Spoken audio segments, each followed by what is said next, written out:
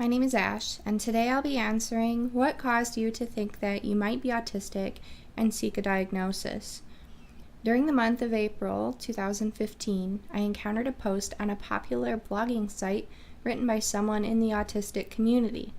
It is important that you understand that the month of April, being Autism Awareness Month, prompts activism from the autistic community to provide more accurate information about the autistic experience to counter the misinformation that is spread by organizations which claim to speak on our behalf, yet actually just speak over us.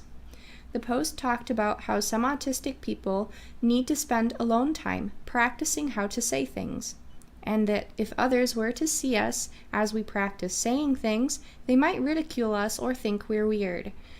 They call this scripting. And it was at that moment I gained a vocabulary word for something I've done my entire life.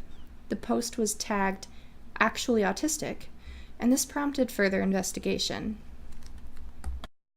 Scripting is, there are two different types of scripting: echolalial scripting and social scripting. Echolalial scripting is different from echolalia in that rather than being a single word or short phrase, echolalial scripting involves longer passages. I am known to echolale things from Sir Arthur Conan Doyle's stories about Sherlock Holmes. Specifically, "My mind," he said, "rebels at stagnation. Give me problems, give me work. Give me the most abstruse cryptogram or the most intricate analysis, and I am in my own proper atmosphere. I can dispense then with artificial stimulants. But I abhor the dull routine of existence. I crave for mental exaltation." I do not use echolalial scripting nearly as much as I use social scripting, or if I do, I'm not aware of it. To me, social scripting is when I manage to have alone time and I begin to practice how I might say something. I often borrow things I've heard other people say, which in retrospect would be a form of echolalial scripting, and cut and paste them to form what I want to say. Once I've found an efficient way to communicate an idea or concept, I tend to say it the same way each time. The post about scripting, which was tagged as actually autistic, began what has been my biggest special interest: autism. A special interest is what the DSM-5 would call a circumscribed or perseverative interest, section B-3. I then began to consume anything and everything I could find regarding the experiences of other autistic people, and for the first time in my life, I found literature I could relate with. Most importantly, for the first time in my life, I felt human. I'd finally found the answer to the age-old question: what would happen if we gave a yo-yo to a flock of flamingos? Who writes these questions? I jest. That is echolalial scripting of a line from the Disney movie Fantasia 2000. The real question was, why am I not like other people? What do they know that I do not, which allows them to connect with each other and prevents me from participating?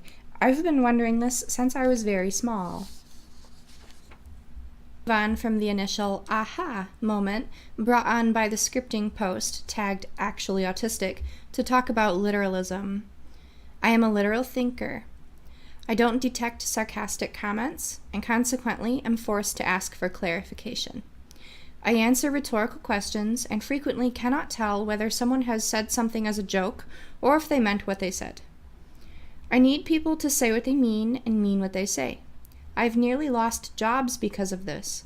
Managers don't like when they say something and an employee doesn't pick up on an inferred request to do something.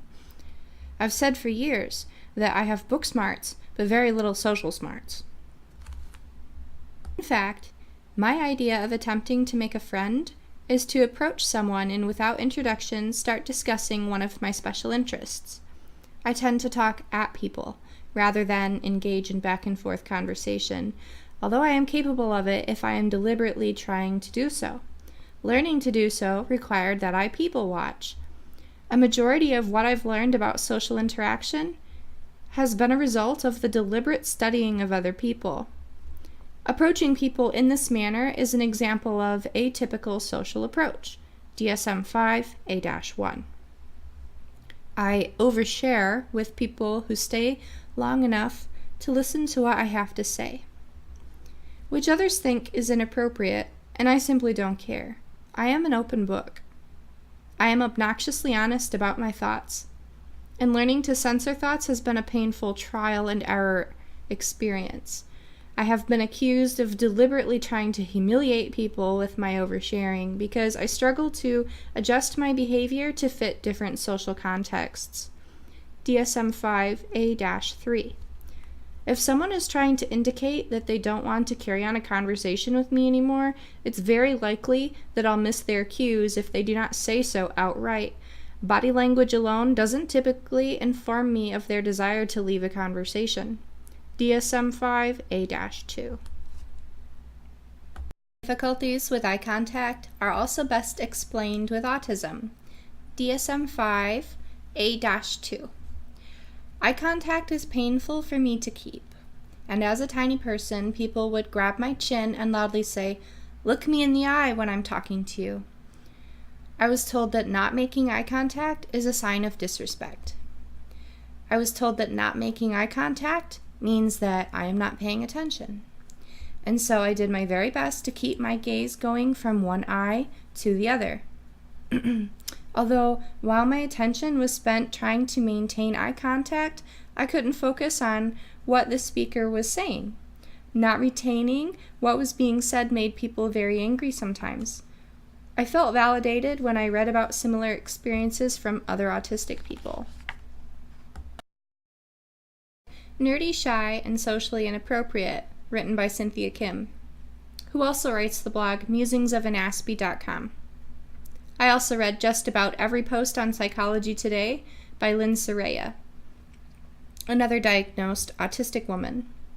I reached out to other folks in the Actually Autistic tag and began to compare experiences, engage in conversation with people with whom I could relate to and with whom I felt wholly understood. I have watched just about every video by blogger and YouTuber Amethyst Shaber. Their YouTube series Ask an Autistic armed me with vocabulary, which has allowed me to better describe my own experiences and to better help my loved ones connect with me and I with them. I am very grateful to the other autistics who have shared their experiences. Experience and observation that answering the question, "Am I autistic?" is best done with extensive research into the experiences of other autistic people. While we are not monolith, which is to say we are not identical, and our experiences and perceptions will vary to the same extent as the allistic community, there are a good number of things that we have in common. If you like this video and would like to see more, please click the like button and subscribe. If you have a topic that you'd like for me to discuss, please don't hesitate to mention it in the comments. And as always, I hope you have a lovely day. Bye!